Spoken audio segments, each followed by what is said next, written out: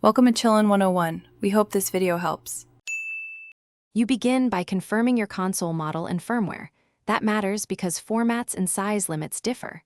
Once done, copy a JPEG or PNG under 10 MB to a USB drive or upload to your cloud-linked account.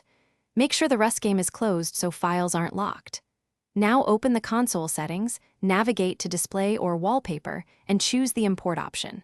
You're starting the process. This gets files visible and ready for the in-console wallpaper tool.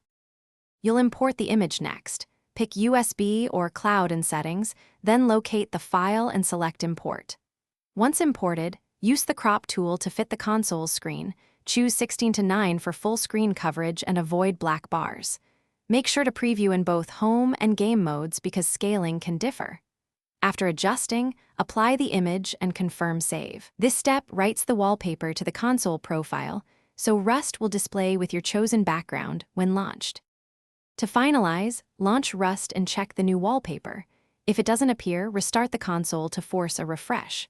If problems persist, make sure the file format is supported and under size limits, recrop to the recommended aspect ratio, then re-import.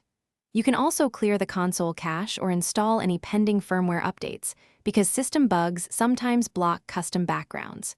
If you still see issues, try a different image to confirm whether the file itself or the console settings are at fault. Thanks for watching. Consider subscribing if we helped you.